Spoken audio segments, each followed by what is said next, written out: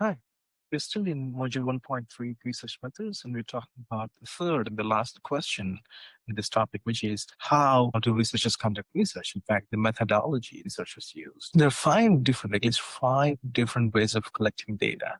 Remember, this is the step three, testing the hypothesis or gathering evidence stage. There are five different ways. And these five different ways are related to the three different objectives of science, the DPE, description, prediction, and explanation. So let's talk about these five different methods, but under three different categories. First, we'll talk about three methodologies specific to the objective of description. Then we'll talk about one methodology specific to prediction. Then we'll talk about one methodology specific to explanation. Coming to the first objective of describing a behavior, the three methodologies: case study, survey method, and naturalistic observation. Keep in mind, the objective is not about two variables, not about causal factors underlying variable, but the objective here is to describe a behavior or a set of behaviors individually for a given phenomenon. So that it's not an experiment, and you're not trying to find the relationship between two or more variables. You're trying to find the occurrence of a particular behavior or set of behaviors in a given condition. One of methods is called case study. Case study, if you think about it, is observation behavior from a single individual as a case. If you go to a service, you would have an extensive information about a particular case, describing a particular behavior of a particular condition. Case studies are limited in the sense that the sample size is very small. It's only one individual. It's called case study. The problem with this is these findings may not be generalizable. Remember that you make use statistics, right? Inferences about the population. Well, you can't do that here because there is only one sample. But case studies do provide some basic, extensive information about a particular condition. Let's say a disease. Then researchers learn a lot about these case studies and gather some joint information and then develop other studies to add on more. But case study by itself may not provide more information than just describing a particular behavior. Second methodology that subjective is to describe a behavior is the survey method. You might have heard about surveys, but people are given surveys and you answer questions, right? Well, in this case, the difference here is you have one individual and here you have multiple. So it's for example, you're collecting data, asking the questions, and based on the responses, you have some description of the behavior to survey. It is better than case study in the sense that you have multiple subjects. The sample size is bigger here. Again, it is only describing behavior. And the questions are also structured here. In the survey method, you can have a set of questions, put it in a way that you can find some additional sought out information or hypothesized connection between different aspects of the behavior. Again, this is to describe the behavior. This will help by itself to find causal connection between any two variables. The third methodology specific to descriptive objective is naturalistic observation. In the case study and survey method, the researcher asks the individual questions. In the naturalistic observation, however, the researcher doesn't ask the questions. Instead, the researcher observes individuals in their natural setting. For example, maybe you're interested in the play behavior of 3-year-olds. Now you go to that place, you observe the behavior and make some observations, right? So you are describing the behavior directly. All these three methods are limited in the sense that they help you describe the behavior of interest. They differ in what the sample size is. This is the sample size higher of these two. But they also differ in terms of the kinds of questions asked. Survey method is a more structured way of asking questions. This study is a more unstructured way of asking questions. Research and observation has no question to ask. Your observation of the behavior. Nevertheless, these three methods are valuable to provide basic information about the behavior.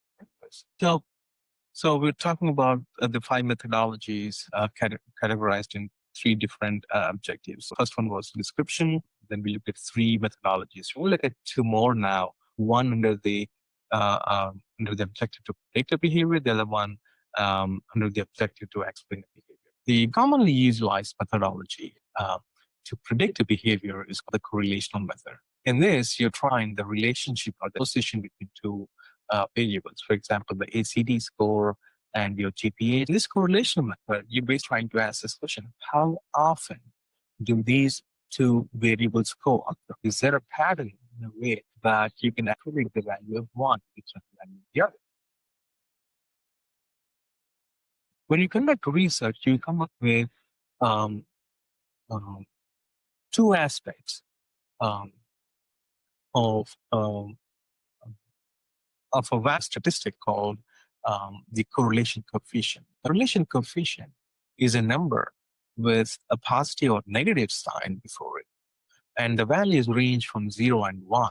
So it can range anywhere from -1 to +1. Let's look at the two aspects of this correlation coefficient. There is the strength of the correlation and there is the direction of it. Strength is denoted by the actual number, let's say 0.75, and the direction is denoted by the sign before it, which is either positive or negative. If two variables co-occur very often, then you assume that there is a strong relationship between the two variables. In that case, the correlation coefficient value would be closer to 1, 0.99, 0.88, 0.87, 0.9. If they co-occur less often, in other words, they have a weaker relationship, the correlation coefficient value would be closer to 0. So it would be like 0.1 or 0.01 or 0.2. Closer a value is 0, the weaker the relationship is. So the value is towards 1, the stronger the relationship between it and the variable. That's about the strength of the relationship you can interpret based on the actual number of the correlation coefficient. The direction would either be positive or negative. A positive direction suggests that as one variable's value increases, there would be an increase in another variable's value as well. For example, if you're looking at the relationship between caffeine and how active you are, you would assume a positive relationship. The more caffeine you take, the more active you are. As the units of caffeine increases on x-axis, the value of attention also increases on the y-axis. So there would be a steep line. So that could be positive direction. An example is plus 0.9 means there is a strong relationship because the value is close to 1, and it's positive, so the relationship is positive. Negative 0.9 shows there is a strong relationship, but it's negative. So let's say amount of alcohol you drink and how active you are. The more one drinks, the less active one is. So there is a strong relationship. So with increasing the amount of alcohol, tension would decrease. So in the negative direction, as the value of x1 increases, the value of x2 decreases. As the alcohol amount increases, tension decreases. Example for a strong positive relationship and a strong negative relationship. In a strong positive relationship, on the x-axis, you see years of education, 8 years of education, 10, 12, 14, 16, 20. On the y-axis, you see the income. And you can see with 8 years of education, the income is somewhere here. With 10 years, the income is actually going high. With 12 years, it's increasing. So there's a pattern in this direction. In increased years of education will increase the likelihood of you learning more. So study more, go to college. The example where there's a negative correlation is hours of sleep deprived you are versus how alert you are during the daytime. If you sleep more, you're more active. As the number of hours you're deprived of sleep, the less active you are the following day. So this is how a positive correlation looks. This is how a negative correlation goes. And it's a moderate to strong relationship, given how close these numbers are. But keep in mind, it doesn't mean that years of education is why you're earning more. There could be other factors. And doesn't mean that deprivation of sleep is a cause for alertness. There could be other factors. So correlation does not imply causation. There could be other factors. Just because two are related, you cannot say one causes the other. One way you can find the cause of a behavior is by employing another methodology. So we'll go to the third objective, which is explain behavior. Methodology is called the experiment. So we can only explain a behavior by finding the causal connection between two variables, which you can do by controlling the other variable, the third variable. So if you can control the component, then find the relationship between two variables. You're trying to find the cause or explain the behavior. You can only do that by an experiment. And the variable that you're trying to find, whether it's a cause or not, is the independent variable. Let's call it X. And the variable that you're finding the effect of the cause on is the dependent variable. X is independent variable and Y is the dependent variable. So let's say your research question is to find whether caffeine affects one's math performance. Let's call the X variable caffeine and the Y variable math. So you're trying to see if caffeine is the cause of math performance. Y would be score on a math test you give to individuals. So X is caffeine. Let's assume, let's manipulate the level of X, the independent variable caffeine, into two. Level 1 is no caffeine. Level 2 is caffeine. So each variable will have at least two levels, right? Now, let's assume one level has no caffeine, the other one has caffeine. I'm trying to see if this X, which has two levels, no caffeine and caffeine, influences one's math performance. So to do that, you have manipulated the caffeine condition where you have two levels, no caffeine and caffeine, and you've randomly assigned one group to the caffeine condition, the other one to the non-caffeine condition. So caffeine condition will bring a caffeinated drink, the non-caffeine group will bring, let's say, decaffeinated. There are other factors in the experiment that you take into account, which we're not talking about. I just want to give you the general idea of the logic behind the experiment. So you hypothesize that group 1's average math score would be different from group 2's average math performance, or that the average math score for this group would be higher than this without caffeine. So what do? You have two conditions. You randomly assign participants to these groups. This is your sample. One is called the experimental group, the caffeine group. The other one is called the control group, which is no caffeine group. Caffeine group is called the experimental group because there is some value of it. The non-caffeine group is a control group because there's zero value of the actual variable. Give both the group math test after they consume the beverage based on the group they were randomly assigned to.